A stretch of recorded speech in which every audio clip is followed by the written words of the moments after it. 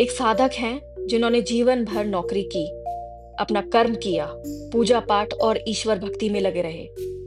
एक रात वो अपने कमरे में गहरी नींद में सो रहे थे। उन्हें एक ऐसा भयानक स्वप्न आया जिसने उनकी आत्मा तक को हिला दिया। उन्होंने देखा दुनिया तेजी से विनाश की ओर बढ़ रही है।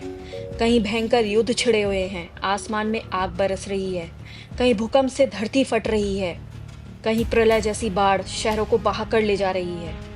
कई भयंकर सूखा और भुखमरी से लोग तड़प रहे हैं, हर तरफ चीख पुकार, भय।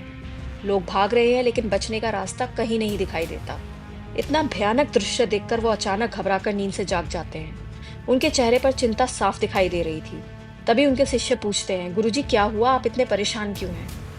उन्होंने कहा, मैंने देखा कि दुनिया पर बहुत बड़ा संकट आने वाला है और इसका कारण कोई और नहीं, खुद इंसान है।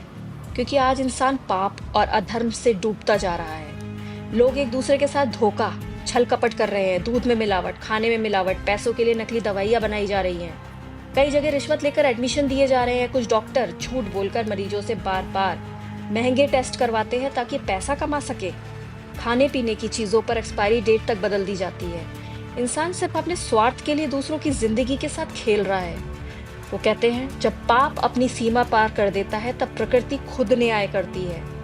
तभी एक शिष्य डरते हुए पूछते हैं, क्या सब लोग मर जाएंगे गुरुजी या कोई बचेगा भी? उन्होंने कहा, बचेंगे, लेकिन बहुत कम लोग।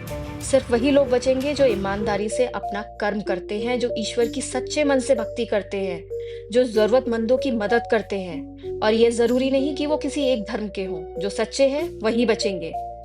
आज तीर्थ स्थानों पे भीड़ मची हुई है। अगर हमारे कर्म खराब हैं तो कितनी ही तीर्थ यात्राएं कर लो, कोई लाभ नहीं होगा। ईश्वर को ऐसी भक्ति कभी स्वीकार नहीं होती। और एक बात और, अन्याय, पाप और अधर्म के खिलाफ शस्त्र उठाना धर्म के अंतर्गत ही आता है। हर इंसान को अपनी रक्षा करनी आनी चाहिए। जो स्वयं साहसी होता है, ईश्वर भी उसी का साथ देते हैं। ईश्वर कभी भी कायरों की मदद नहीं करते। वो कहते हैं, तुम एक कदम बढ़ाओ तभी मैं तुम्हारी मदद करूंगा।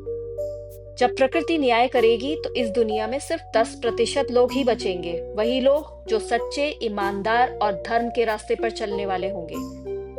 इसीलिए आज भी समय है, अपने जीवन को बदलो, खुद को बदलो। क्योंकि प्रकृति देर करती है लेकिन न्याय जरूर करती है। समझ जाओ, संभल जाओ।